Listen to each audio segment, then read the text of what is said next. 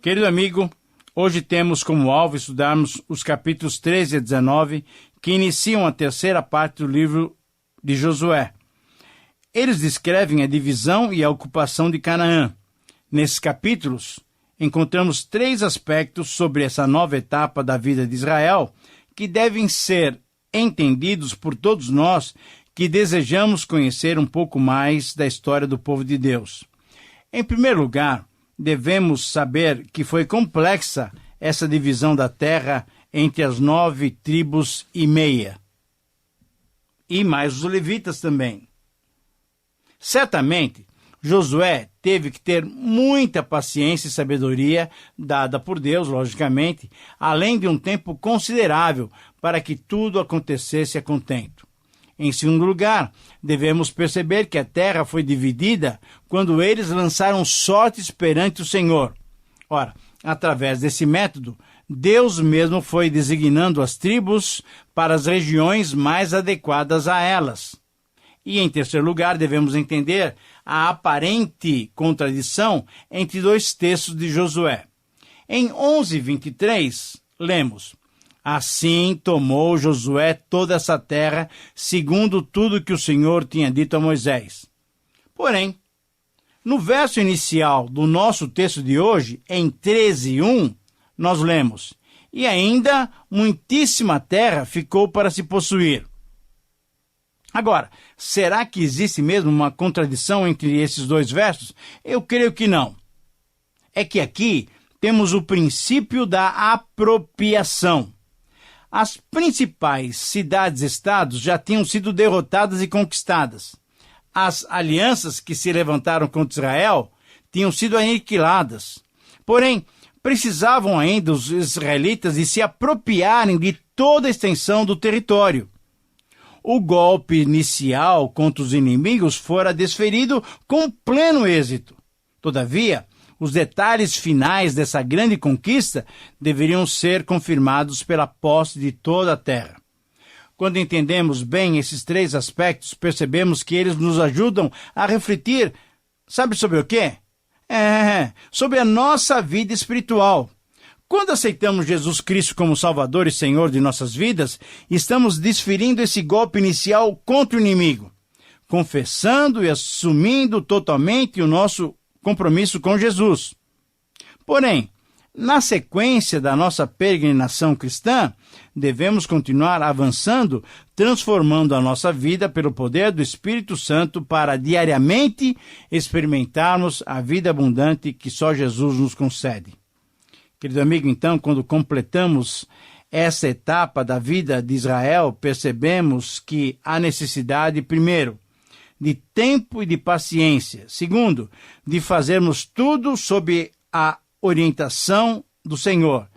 E, em terceiro, de prosseguirmos para o alvo e, capacitados pelo Espírito Santo, caminharmos diligentemente para novas conquistas já prometidas pelo Senhor.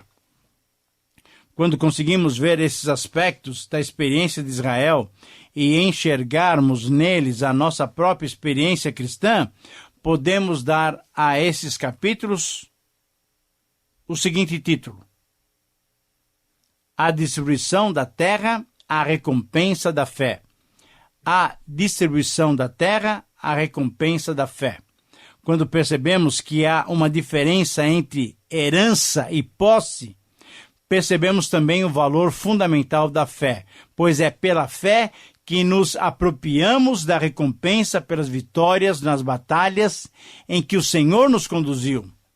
Por isso entendo que a afirmação teológica, o resumo sintético desses capítulos, pode ser expresso através da seguinte frase: somente quando nos apropriamos pela fé da herança concedida, usufruímos de modo completo da possessão espiritual que temos em Jesus Cristo.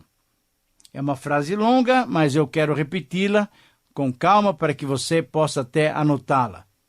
Esse é o resumo dos capítulos 13, 14, 15, 16, 17, 18 e 19. São 7 capítulos. E eu vou repetir a frase: somente quando nos apropriamos pela fé da herança concedida, usufruímos de modo completo da possessão espiritual que temos em Jesus Cristo. Então, ao analisarmos detalhadamente esses capítulos, encontramos em cada um deles uma atitude. Então, encontramos 7 atitudes que nos auxiliam a possuirmos aquilo que já é nosso por herança.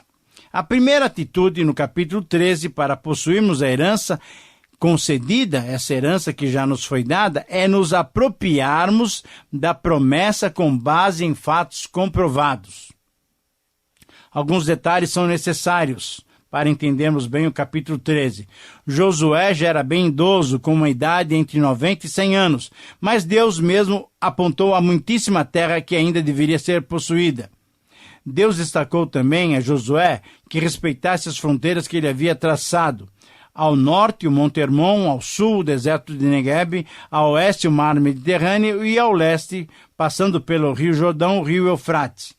A tarefa que cabia a Josué era distribuir a terra pelas 9 tribos e meia, pois Moisés já tinha concedido a posse às 2 tribos e meia da além do Jordão. E no último verso, versículo 33, Deus lembrou que a tribo de Levi não herdaria, não teria território, pois o Senhor Deus de Israel era a sua herança. Ora, querido amigo, podemos comparar esse território para ser conquistado e essas fronteiras delineadas como símbolo de nossa vida cristã. As fronteiras são os limites que Deus impôs a nós para que não os ultrapassássemos.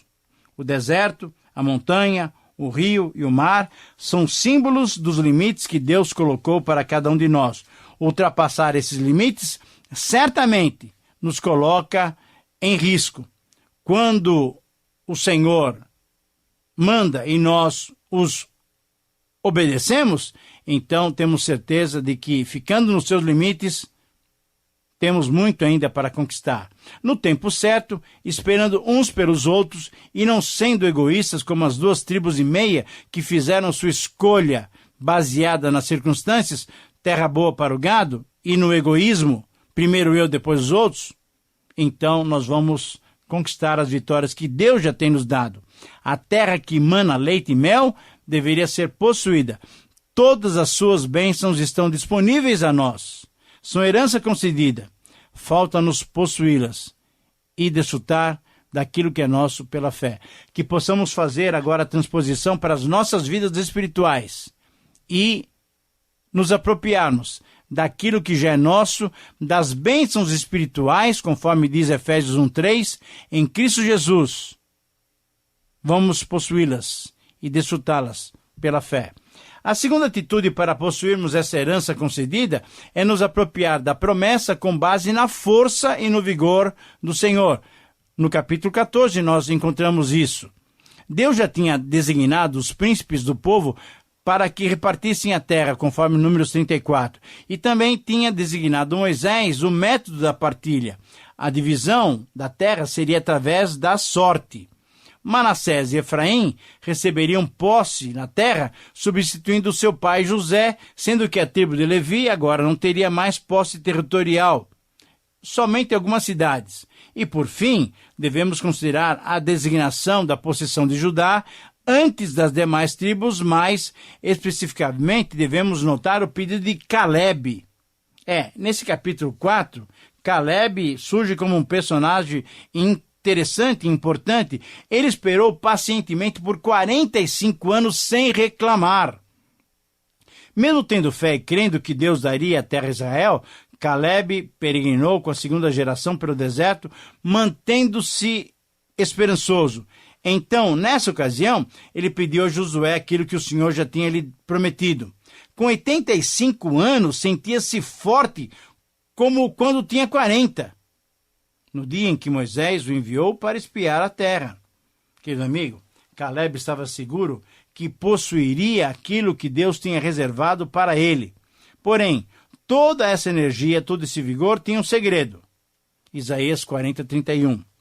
Mas os que esperam no Senhor renovam as suas forças, sobem como águias, correm e não se cansam, caminham e não se fatigam. Assim como Caleb, cada um deve lutar com denodo e esforço, tomando posse das bênçãos que Deus já nos concedeu em Jesus Cristo. A terceira atitude para possuirmos a herança concedida é nos apropriarmos da promessa com base na coragem, completando assim a conquista. Isso está no capítulo 15. Esse princípio é o princípio do capítulo 15. Eu vou repetir. A terceira atitude para possuirmos a herança concedida é nos apropriarmos da promessa com coragem, completando assim a conquista. Nesse capítulo 15, temos fatos bem específicos e aplicáveis a cada um de nós. A possessão de Judá ficava no território sul e incluía toda a faixa da terra, da altura do Mar Morto até o Mediterrâneo, e ao sul do Ribeiro do Egito até o Mediterrâneo. Era um território muito grande, tanto é que depois recebeu no seu meio a tribo de Simeão, e também a tribo de Benjamim e Dan estavam bem próximas do seu território. Destaca-se que desde esses tempos antigos existia uma rivalidade entre a tribo de Judá, que teve a supremacia do sul, e a tribo de Efraim, que teve a supremacia do norte, pois ambas essas tribos entendiam-se como recebedoras da primogenitura, conforme lemos lá em Gênesis 48 e Gênesis 49. Posteriormente, essa rivalidade tornou-se um dos fatores para a divisão do reino entre Reino do Norte e Reino do Sul. Destaca-se ainda, nos versos 13 e 14, a coragem da família, de uma família específica. Qual era a família? Ora, a família de Caleb. Ela pediu e expulsou de suas terras os filhos de Enaque ou Anaque. Isso é, os gigantes, que há 40 anos atrás desencorajaram os espiões israelitas a tomarem posse da terra prometida. Otoniel, sobrinho de Caleb, certamente influenciado pelo bom exemplo do tio, tornou-se também um homem de fé. Quando seu tio, quando Caleb lançou o desafio de possuírem Kiriat Sefer, Debir, cheio de coragem, Otoniel conquistou-a. E por ter derrotado aquela cidade que sofrera um ataque relâmpago de Josué, Caleb ganhou como prêmio, veja só, desposar a sua prima Axa, conforme vemos em Juízes 1, 11 a 15. Axa, por sua vez, filha de Caleb, esposa então agora de Otoniel, ao se casar, foi objetiva e corajosa e pediu ao seu pai e ganhou do seu pai uma terra boa com fontes de água. Otoniel se tornou depois um dos juízes em Israel. Mas depois de todo esse relato dos lugares pertencentes a Judá, o autor bíblico não deixa de registrar um fato triste, que traria futuras consequências graves para Israel. Judá não conseguiu expulsar totalmente os jebuseus do seu território. Versículo 63, com Josué 1, 8 e 21. Por ter feito um serviço incompleto, os jebuseus permaneceram entre os israelitas até os dias de Davi, quando então Davi conquistou a fortaleza de Sião, porque o Espírito do Senhor estava com ele. Querido amigo, as lições para as nossas vidas são muito claras. Assim como Judá agiu corajosamente responsabilizando pela vida de Benjamim e ganhou notoriedade entre seus irmãos, assim também nós devemos amar nossos irmãos a ponto de entregarmos as nossas vidas a eles. Essa passagem sobre Judá e Benjamim, nós vemos lá em Gênesis 43. Assim como Caleb e Otoniel foram exemplos de uma fé familiar sólida e obtiveram vitórias marcantes, assim também nós, eu e você, devemos desenvolver esse tipo de vida familiar para possuirmos o que Deus já nos tem dado em Cristo Jesus. E uma terceira lição, e assim como Judá não conseguiu derrotar todos os seus inimigos, isso é, os jebuseus, e somente Davi, muito mais tarde, conseguiu, assim também nós podemos conquistá-los se, como Davi, tivermos sobre nós o Espírito Santo a nos capacitar. A quarta atitude para possuirmos a herança concedida é nos apropriar da promessa sem deixarmos de completar a tarefa, conforme lemos no capítulo 16. Façamos 3 observações sobre esse capítulo. Primeiro, logo depois de Judá, os 2 filhos de José, e especificamente aqui a tribo de Efraim, tiveram seus territórios definidos. Efraim, junto com Manassés, receberam o território mais rico de Canaã, a parte central entre o mar e a Galileia. Mas era uma região difícil de ser conquistada pela cadeia de fortalezas, de montanhas que formavam Bet-Seã, Ibleã, Taac, Naqui e Megido. Efraim recebeu também algumas cidades entre o território da tribo de Manassés, seu irmão. Mas assim como aconteceu no final do relato das posses de Judá, aqui também registrou-se que os efraimitas não expulsaram os cananeus que habitavam em Gézer, que lhes serviam com trabalhos forçados. Mas, querido amigo, será que esses inimigos vencidos, obrigados a trabalhar forçosamente e muitas vezes pagando pesados impostos, seriam inofensivos aos israelitas? De acordo com as palavras de Moisés, não. Êxodo 34 e Deuteronômio 12, Moisés tinha dito que eles seriam ciladas no meio de Israel, seriam como armadilhas para o povo de Deus. E assim como Israel, nós muitas vezes, mesmo possuindo as melhores bênçãos divinas, permitimos que alguns inimigos aparentemente inofensivos fiquem conosco. Mas são esses inimigos que parecem não ser perigosos, é que muitas vezes nos levam a desobedecer ao Senhor. Que o Senhor mesmo nos abençoe e não nos deixe cair, mas servir somente a Ele, conforme lemos em Romanos 6, 11 a 14. A quinta atitude para possuirmos a herança concedida é nos apropriar da promessa sem reclamações circunstanciais. Esse é o princípio que nós encontramos no capítulo 17. Diante dessas reclamações, é necessário fazermos algumas considerações. Primeiro, destaca-se nesse capítulo, primeiramente, o fato dessas filhas terem herança no meio da tribo de Manassés. Elas receberam essa herança porque foram determinadas e reclamaram a aplicação da justiça para si. Metade dessa tribo de Manassés já tinha uma parte do lado leste do Jordão como sua possessão. Mas agora, essa outra metade, valorizando o aspecto comunitário, preferiu sua herança entre os seus irmãos, do lado oeste do Jordão. Segundo, embora Manassés tivesse recebido seu território, algumas cidades ficaram pertencendo a Efraim, sua tribo irmã, como, por exemplo, Tapuã. Ao mesmo tempo, Manassés também herdou os territórios de Isacar e Asser, algumas cidades lá no norte, como se vê no verso 11. Terceiro, mas a partir do verso 12, até o final do capítulo, temos mais um relato de uma tribo que não conseguiu expulsar os cananeus. Tanto Manassés como Efraim reclamaram de Josué, porque, segundo o seu entender, o território obtido era pequeno. Josué lhes propôs, então, desbastarem os bosques das regiões montanhosas para ali habitarem. Ora, diante de novas reclamações, Josué então definiu por vez que era aquela porção que lhes cabia e os encorajou, também afirmando que eles eram suficientemente fortes para derrotar os cananeus com seus carros de guerra. Querido amigo, esses episódios nos trazem algumas aplicações, assim como as filhas de Zelofeade. Veja que nome, hein? Zelofeade. Assim como elas reclamaram pela aplicação da justiça, nós também devemos nos empenhar para sermos tratados com justiça, mas ao mesmo tempo temos também que ser justos em nossos procedimentos.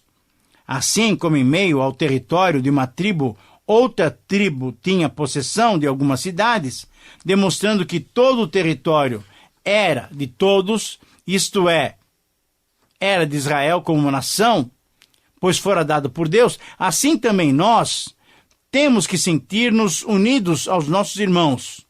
E, ao invés de sermos preguiçosos como foi Efraim, que não queria se esforçar para conquistar as montanhas, nós devemos nos esforçar ao máximo para possuirmos aquilo que o Senhor já tem nos dado. A sexta atitude está no capítulo 18, para possuirmos a herança concedida, é necessário nos apropriarmos da promessa sem sermos lentos, sem sermos remissos ou demorados. Essa é a ideia do capítulo 18. Josué, então, chama aquelas outras tribos, 7 tribos, que ainda não tinham herdado as suas terras, e diz que eles não deviam ser mais remissos. E aí então convoca 3 homens de cada tribo para que fossem fazer um levantamento detalhado do território ainda não dominado. Deveria haver equilíbrio e justiça na distribuição. Diante do Senhor, então, lançaram sortes, buscaram a sua orientação, e assim cada tribo recebeu a sua porção. Benjamim recebeu Betel e Jebus, isso é, Jerusalém, conforme a profecia de Deuteronômio. Benjamim, mesmo sendo uma pequena tribo, era valente e expulsou todos os seus inimigos. Seu território ficava ao norte de Judá e ao sul de Efraim.